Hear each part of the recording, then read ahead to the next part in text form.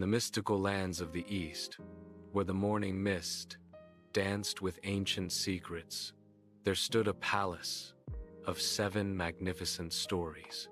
Each floor gleamed more brilliantly than the last, rising like a crystalline mountain toward the heavens. Word spread across the kingdom that the old king, having no heir, would choose his successor through a test of wisdom within this very palace. "Whoever climbs to the highest floor and brings me the greatest treasure," proclaimed the king, "shall inherit my throne." The doors opened at dawn. Hundreds of seekers rushed inside, hearts pounding with ambition. The first floor dazzled them immediately. Walls lined with gold coins that caught the morning light like fallen stars. The vast majority of seekers could look no further. "Gold!" they cried, stuffing their pockets with frenzied hands. "Surely this is what the king desires." They grabbed fistfuls of coins and rushed back to the king, certain of their victory. Those with slightly more restraint climbed to the second floor, where precious gems lay scattered like rainbow dewdrops. Emeralds, rubies, and sapphires winked seductively in the light. "These are rarer than gold," they cried, filling their bags and hurrying back, convinced they had outsmarted their gold-grabbing competitors. And so it continued. The third floor held ancient artifacts. The fourth displayed scrolls of forgotten knowledge that seemed to whisper of power. The fifth floor contained magical talismans that hummed with mysterious energy.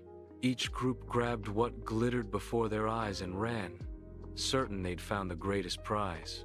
But one man climbed differently. Hassan was not wealthy or particularly learned, but he possessed something rarer than gold or knowledge: patience wedded to curiosity. If each floor held greater treasures than the last, what might await at the very top? While others grabbed and ran, he kept climbing. The pattern was obvious to anyone willing to see it. The true prize wasn't in the obvious, but in the ultimate. When Hassan reached the 7th floor, he found no gold or gems, just a simple mirror that reflected not his face, but his journey, his patience, his vision, his refusal to settle for good when great lay within reach. Beside it, a note read, "The greatest treasure is wisdom to see beyond the immediate. The kingdom is yours." This isn't just an ancient tale. This is your life, my life, our story, playing out every single day. We're surrounded by first-floor thinking, grabbing the first job offer, chasing market trends, choosing easy paths for quick wins. We live in an age that celebrates instant results over lasting value, where patience is treated like weakness.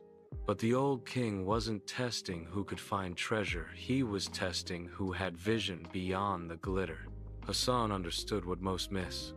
The 7th floor doesn't reveal itself to those unwilling to walk past the lower ones.